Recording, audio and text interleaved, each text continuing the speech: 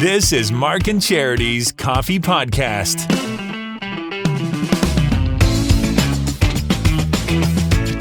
Mark and Charity Coffee Podcast for Thursday, March 10th. Time change weekend's coming up as we move into daylight saving around, 80 countries around the world, 70 countries, something like that. Going to do that this weekend. Mm-hmm. Although a few of them do it like next weekend, and that's crazy. Like, if we all do it, let's just do it at the same time. Yeah. Hard to keep track, so. That would be too simple. Yeah. That would be too easy. Brad Reynolds from the Belleville Fire Department, Fire Prevention Officer on the show to remind you to get your batteries done. And how you can buy some new stuff. That bugs you. You can buy them with the batteries built in and vacuum them. And it's funny because you say batteries, and that does sound almost dated now because a lot don't have batteries. And he will explain that and the nifty new devices that you can have in your home to help protect it. The important dates coming up with the mandates include Monday of next weekend. Something's right after the weekend. Something's going to happen. And the Monday after that, something's going to happen. And then like a month later, something else is going to happen. Day, like by the 1st of May, it may look like 2019 again. Oh, we can only hope. So I'll give you some of those days. But before we get any farther, we want to tell you about the pajama party that's going on just up the road from us at the Children's Foundation, because it's today and tomorrow only. And it's great for families. It's great for kids. It's a pajama party. It is a pajama party. Who doesn't love a pajama party? Absolutely free. Everyone's being invited to come down, bring a bag, and pick out your own pajamas. It's going to run from noon until 4, and then 8 a.m. till 4 tomorrow, which for your children in Northumberland, they'd be able to go. It's a PA day. Yes. Not a PA day here. March break is next week. Children's Foundation located at 363 Dundas Street West here in Belleville today, noon until 4, 8 until 4. So thanks to everybody who donated fun items for crafts. Yeah, because they have some other little surprises there because a pajama party isn't just about the pajamas. You got to have some goodies in there. And as we heard from Caitlin this morning from the Children's Foundation, there are some surprises and goodies for those who take part and jump into spring with the pajama party today. Fresh pajamas. A little spring, a little bit of sunshine. So nice. Yep. So that's going on. Lift people's spirits. That's going on today. And tomorrow, the firefighters and police officers in our area are going to go jump in the bay. They are. Inspector Sherry Meeks is joining us tomorrow on the show. She's been involved in this for 26 years, not the Polar Plunge, but raising money for the Special Olympics, which is what the Polar Plunge tomorrow goes to support. And as we'll hear from Brad, he too, the fire department also being involved in this year's Polar Plunge. But brave souls, as we know, being frontline workers, but they're really putting it to the test tomorrow. So this weekend, of course, we are changing the clock. So we check in with Brad. Fire Prevention, Brad Reynolds. Hello, Brad. Hi, Brad. Mark and Charity Hello, mornings. Mark. Hi, Charity. How are you? Good. How are you? Fire Prevention Officer, Belleville Fire Department. It's a time change weekend, so it's time to blow the dust off the phone and say what's going on. We're always reminded with the time we change our clock. Good opportunity to check our smoke as well as carbon monoxide detectors. Yes. We want to emphasize having those working smoke alarms on every story of the home. It's been found that almost 60% of fatal home fires are in places without working smoke alarms. So I can't emphasize enough the benefit of having these in place. They provide that early detection that gives people time to get out and stay out. Now, do they come with an expiration date, Brad? I've heard that. Yeah. Yes, actually they do. Most smoke alarms have a lifespan of 7 to 10 years. And after that, then they aren't as reliable. They start to deteriorate. And they can also go into a false alarm mode where they'll start giving that silly little chirp every 30 seconds. I hate that chirp. And that never happens during the day. No, it's always at night. That's right. Always middle of the night when you've just settled down. If you're not sure about the date on those, you can always look on the back of the device, and it should have a manufacturer's date on it. And then you got to sort of figure out what's 7 or 10 years from that, and if it's beyond that, then it's time to get a new device. Yeah, so anything that starts with 19 right now is bad. Yeah, get rid of. Yes, but there are new advancements. We've got smoke and carbon monoxide alarms on the market that are hardwired or have a built-in battery. These are great because people don't need to worry about changing the batteries, but it doesn't mean they can be forgotten. When you have these devices, I encourage everyone to check the operating instructions, determine if there's any annual maintenance required.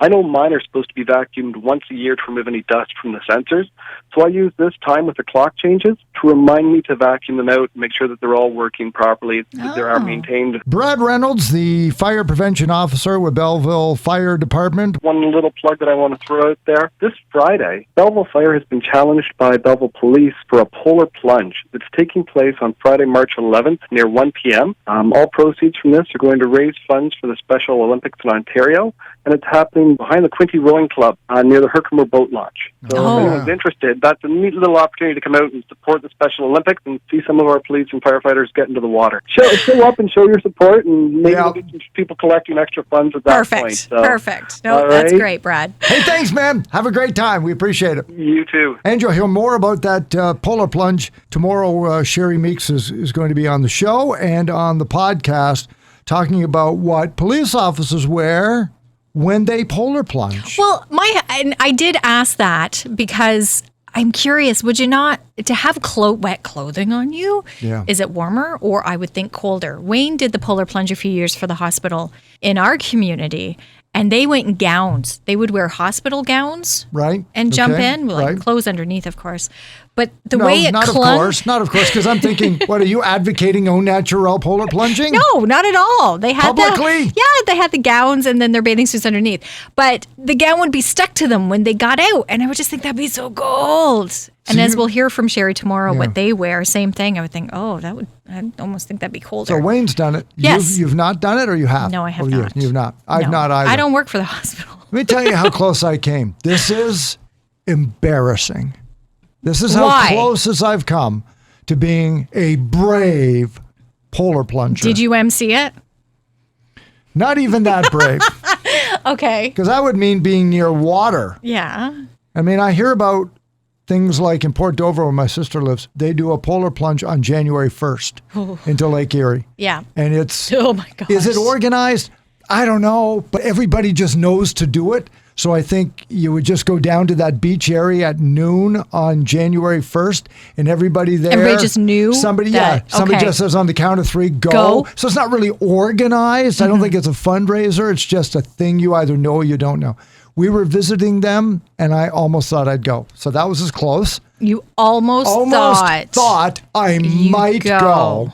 Here's the closest I came. About 5 years ago, buddy of mine, he and his wife, and Kath and I, we are camping at Bon Echo Provincial Park on beautiful Lake Mazenau, just north of Napanee, on the May long weekend. Okay. I went in the water then. That's not a polar plunge.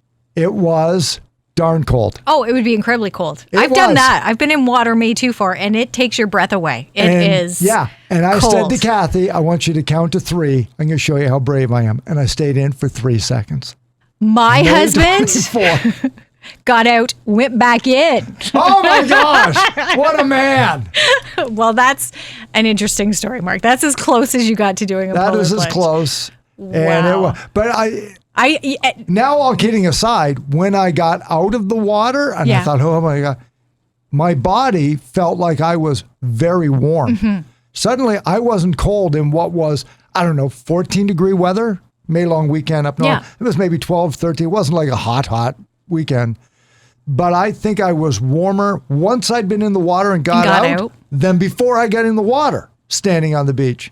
Just the way your body reacts exactly. to getting that it's adrenaline pumping the going. blood and getting you warmed up again. It's like, whoa. So then we went back in a second time, and I said, I'm done doing this.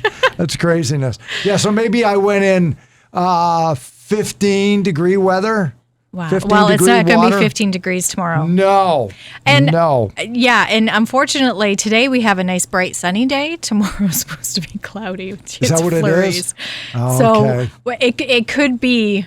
It could be a little chillier tomorrow for them, but a great cause nonetheless. And it brings to mind, too, there was a woman, because you mentioned your experience, and it got me thinking, and I can't remember why she did it, but it started out for something like the Special Olympics. Okay. But during COVID, she did a polar plunge, but then she thought, she's from Toronto, and she thought, well, I don't live far from the beach. I'm going to get in Lake Ontario every day. She was raising money for something. So she documented it, and every day for an entire year, she went swimming. She went down to Lake Ontario and would get in the water for maybe 5 minutes and then get out. She documented it every day she's got a picture or a video of herself getting in the water. And it started out as a fundraiser, and then she just continued on for the entire year. Wow, good for her. Yeah, good for her. Wow. Good for her. Yeah. Not me. She's not catching anything. I will donate to her. Sure. And the Special Olympics. What a great thing. I will not pull or plunge. Great thought. I will not jump in. That's something. Yeah, I don't know. Like the first and person that's why they're doing it. Yeah, first person who thought that's a good idea. They created the thought of the polar plunge. It's like the first person who reached into the ground and pulled out a potato and said, well, we should eat these.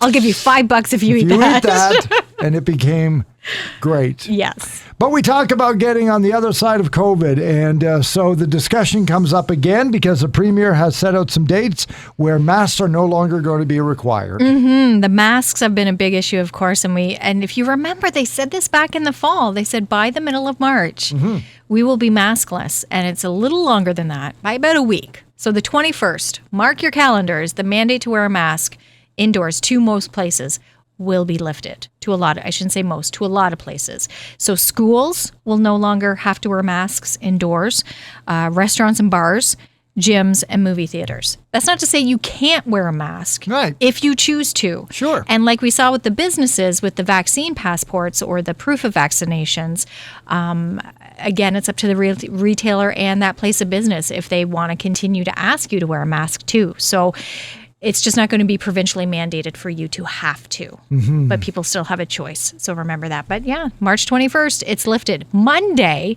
speaking of vaccination policies, for employees at schools, childcare settings, hospitals and long-term care homes, mandatory vaccination policies will be lifted.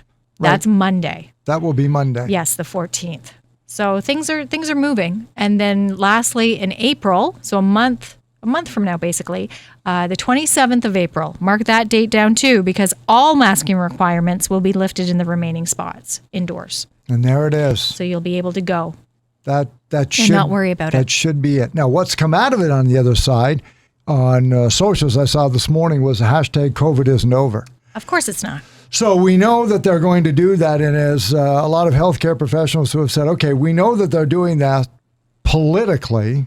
You know, there's a provincial government election coming up, and so politically they're making the decision, but the virus doesn't care what politics says. But the numbers are trending in the right way. Certainly. So we get into what are you most comfortable with? And so the best part is, if you're comfortable wearing a mask anyway, just keep wearing it. Just keep wearing it. Keep wearing it. Absolutely. Just means that nobody has to in all situations. And that's what you have to realize as well. So you just have to make the best choice for you that you can with what's going on. Myself, I'm happy to see it. And I actually had someone ask me specifically about the schools, how I felt about my children not having to wear a mask in school. I think it's wonderful. I think, yes, absolutely. They haven't, I made the blanket statement, they haven't been wearing them properly to begin with. Well, kids, which right? isn't true, of course. Kids do wear their masks, but it does go, I'm constantly pulling the one up on the one boy because he keeps pulling. So I'm happy to see it because I think it's just time. It's just time. I'm one of those ones who is just, we have done everything we can to the point and to the best of our ability. It's time. Yeah. Let's do it. And I have the least popular opinion of all, which is, double vax, boosted. Yeah. Wear a mask, wash my hands. It's been 2 years of it. So if we relax it, but what if numbers go up? Well, is it going to be the people who are double vaxxed and washing their hands all the time, or is it going to be people that aren't? That's what I want to know. And if it's the people, and it will be interesting to see how that what happens, I guess, in the next couple of months. Because the other thing too is we are getting into nicer weather. Windows are going to be opened. We're going to be spending more time outdoors, and as we've seen in the last 2 years, numbers tend to trend down anyway because we're not all inside during cold and flu season. So we're out getting fresh air. People are going to be, there's not going to be as many sick people anyway. We hope. Yeah. We hope. Yeah. But just in general, we don't tend to be sick in the warmer months, whether with flu or cold. We don't tend to, allergies and then we get into allergy season. So it'll be interesting to see what happens over the next couple of months. For sure. No, for sure. So coming up tomorrow as well, we'll get you into the weekend with your 8 o'clock song. After the 8 o'clock news, we got your dad joke, which is a bar joke, which is like the best bar joke. Like a ever. lawyer joke? No, goes into a bar. Goes into a bar. So good. So we got that coming up tomorrow. Sherry Meeks is going to be on the show and Beat the Bank for the final time throughout the weeks before it reverts to just Monday only. And I hope only. tomorrow is better than today. Poor Linda. Oh, I felt for her. We played it extra early this morning. Thought we'd do something different. We will never do that again. Yeah. Linda thought she would do something different and wake up earlier. It just seemed to work out that maybe the stars were aligning. She was up early. We were playing early. Let's win some money. And then 3 vaults. 3 vaults. I don't like this banker. Who does that? Very disappointing. Oh. That was a good thing that was a Thursday because that would have sat with me all weekend. I know. That was a Friday. We'll redeem ourselves tomorrow. Get you set for the time change. It's the Mark and Charity Coffee Podcast, wherever you get your favorite podcasts.